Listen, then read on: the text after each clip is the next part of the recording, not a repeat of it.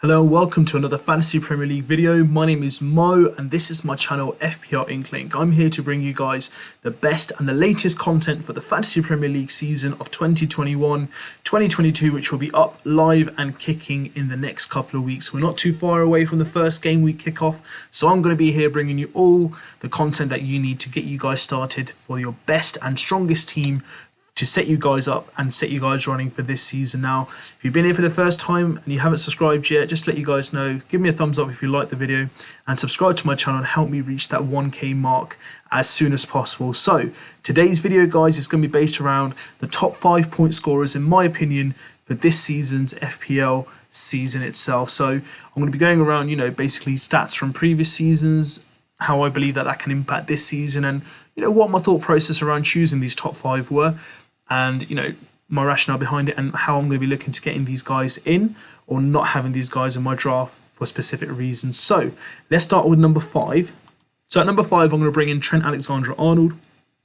Now, he has hit high number of points for 2 seasons before last season. Now, he did get respectively 160 points as a defender last season, but we've seen better performances from him the 2 seasons before. So he hit 210 points, the first defender to hit 200 points the season before, and 185 points the season before that. Now, this season, I believe he can get more.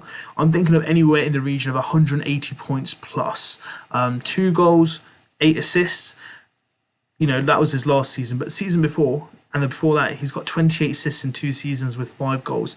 You can't rule this guy out. He's on set pieces. He likes to play aggressively. You've got the clean sheet bonus as well, because barring that little hiccup they had last season after New Year at home, they're pretty solid at the back, and they didn't have their captain, and they didn't really have their back line that they're used to having.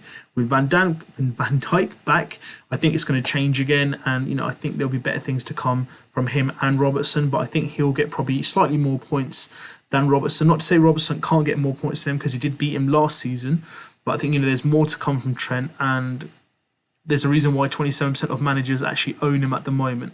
I do believe potentially my prediction for him points wise, 180 points, around about that, if not more, this season. And then at number 4, I'm going to be choosing Kevin De Bruyne. Now, last season was by far not his best season. Sorry, I forgot to mention, in terms of Trent, he finished 15th last season in terms of points, so I think he will come in the top 5. Kevin De Bruyne, 15.7% owners by managers at the moment, 12 million price. I think he's a bit overpriced personally. 141 points. Didn't play a full season due to injury last season. We got 6 goals and 12 assists respectively. He got 251 points the season before, with 36 returns with 13 goals, 23 assists. Now, for me, last season he came 30th in the overall points scored, probably due to the amount of minutes he played, and he didn't get the returns that we're used to seeing from Kevin himself. But I think this season he can make the top 5, and I've put him at number 4 because I think this is the season. If they do get Grealish or Kane, just generally I think he's going to have a point to prove. He didn't have a great Euros itself. Should be back with a bang and should be getting those points week in, week out. And number 3, I've got Harry Kane. He got 242 points last season, guys. 28.5% of managers already own him. 12.5 million price, 23 goals, 14 assists. So he is an absolute goal machine, and he brought his assists up last season as well. Now, if he does move to another club like Manchester United or Manchester City, can he replicate those numbers? Of course he can. He's played in this league before. He's an out-and-out goal scorer. He's on penalties. He does take free kicks. He's the main striker in the game. So that's why I predict him to be number 3, or definitely in the top 5 itself. He finished 2nd last season behind Bruno Fernandes. At number 2, I'm going Bruno Fernandes, who was a top point scorer last season with 244 points. 41% of managers already own him, so there's no surprise there why. He got 18 goals, 14 assists, played pretty much week in, week out. Now, he was 1st last season. I'm predicting him to be 2nd this season. That's just a prediction. He could be, number 1 again. But I think, if he continues the form that he had, for the first 18 months, I know the last 5-6 game weeks wasn't that great, but I think that's probably fatigue and the number of games they played. But let's wait and see. He does like to hit the ground running, and he does like to run the show. And with Sancho now, can he improve those numbers? We're just going to have to wait and see. At number 1, I'm picking Mo Salah.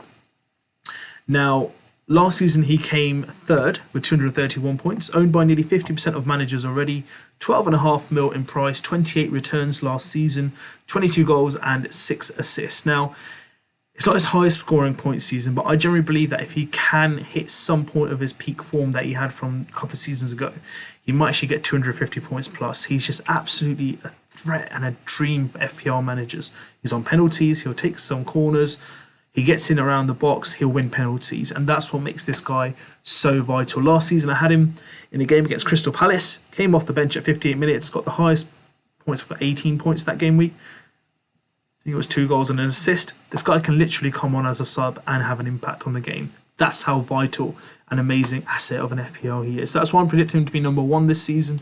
So those guys were my top 5 point scorers for this game week. This game season for Fantasy Premier League 2021-2022. What are your thoughts? Have I just gone for the obvious?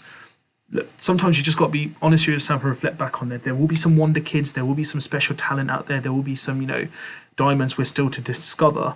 But overall, we're talking about a marathon. This is not a 1 game week or a 10 game week show. It's 38 game weeks. Who are going to be those prime players that are going to play week in, week out, and they're going to carry the, basically their team in terms of like fantasy points and general points of their overall campaign. And these are the guys who are going to pull the string, guys. You just want to choose which out of these guys you can get in your team. If you can get a score of all 5 of them in, good luck. I think it's pretty much impossible to do that. But these are the 5 guys you need to focus on and make your drafts and first week game around, because these guys are going to be your long-term success plans for the season itself. So those are my thoughts, guys. What are your thoughts? Did you like the video? Hit the like button if you haven't subscribed yet. Let's hit that subscribe button, guys. Help me get to the 1K subscribers as soon as possible.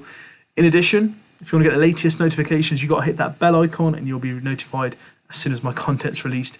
Contact me on my social media listed below. I'll be there in converse with you and tell you guys what I can help you with.